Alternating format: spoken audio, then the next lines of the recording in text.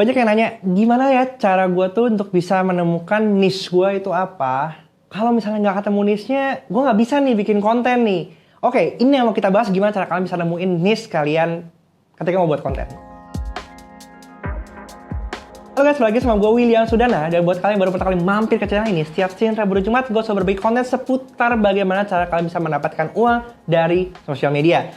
Karena gue percaya semua pasti bisa karena terbiasa. Dan di video kali ini kita mau ngebahas soal niche. Karena banyak orang yang ngomongin soal untuk bisa menjadi content creator yang sukses, kita harus bisa menemukan niche kita. Tanpa ketemu niche-nya, itu akan jadi perjalanan yang sia-sia. Tapi gue mau matahin mitos tersebut. Ada 3 poin yang akan gue bahas di video kali ini. 1, kenapa niche itu bukan sesuatu yang harus kita kejar dari awal. Kedua, bagaimana cara kita akhirnya bisa menemukan niche kita. Dan nomor 3, in the meantime, apa yang harus kita lakukan supaya akhirnya kita bisa mencapai poin nomor 2. Kita mulai. Poin nomor 1. Kenapa niche itu bukan satu hal yang penting dan prioritas ketika kita memulai menjadi content creator? Gue cerita, back then ketika gue pertama kali masuk ke dalam dunia Instagram di tahun 2014, gue nggak pernah paham niche gue itu apa. Even saat itu pun gue nggak tahu personal branding gue itu apa. Yang gue tahu, gue cuman lagi suka foto-foto tentang kopi-kopi, pindah dari satu coffee shop ke coffee shop lainnya, sampai akhirnya gue ngeliat, wah ternyata seru juga ya melakukan hal seperti ini. Kemudian gue lakukan secara terus-menerus, sampai akhirnya orang-orang mengenal William Sudana itu sebagai foodies. Dan itu akhirnya gue sadar, oh ternyata orang-orang udah mengenal William Sudana sebagai foodies, dan ini yang gue sebut sebagai personal branding. Banyak orang yang salah mengartikan antara niche dengan target audience atau industri. Kalau misalnya kita ngomong William Sudana sebagai foodies, itu bukan niche. Itu adalah segmentasi atau positioning ya, di mana kita mengategorikan diri kita sebagai orang-orang yang suka membuat konten di bidang makanan.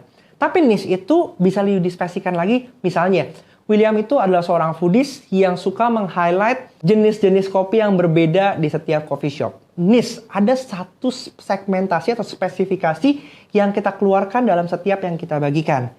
Untuk menuju ke sana, itu butuh proses teman-teman. Bukan suatu hal yang bisa kalian dapatkan dalam waktu yang singkat. Ada proses iterasi yang perlu kita lewati.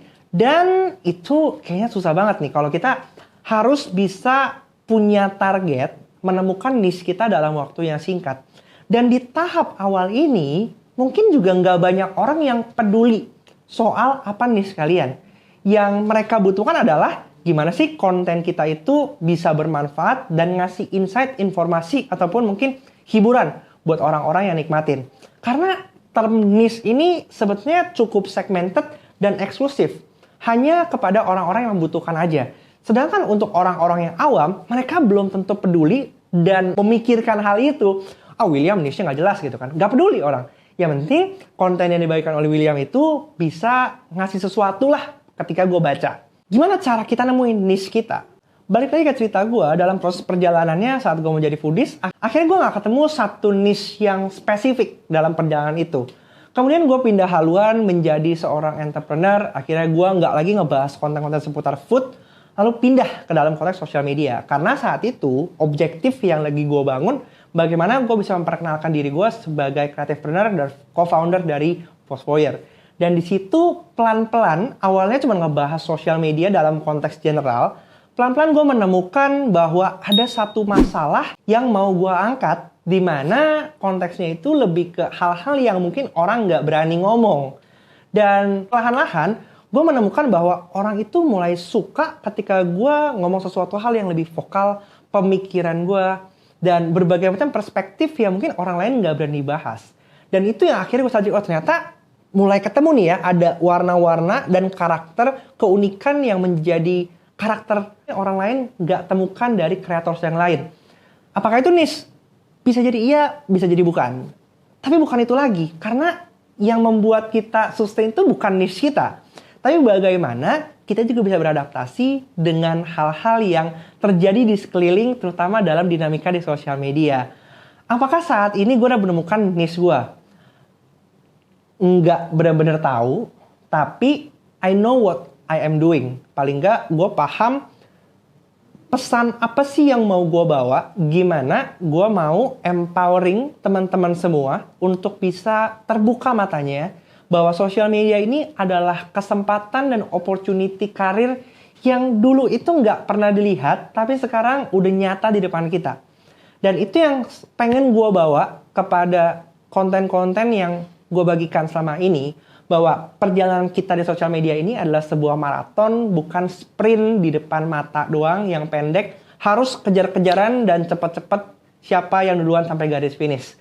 Karena sebenarnya nggak ada garis finishnya. Dan terakhir, apa yang harus kita lakukan untuk bisa menuju ke sana sampai akhirnya kita bisa menemukan niche kita. Yang paling penting adalah konsisten membuat konten dengan segala macam opsi yang ada di depan mata kita. Karena kita itu seringkali udah ngeblok diri kita dengan berbagai kesempatan yang ada.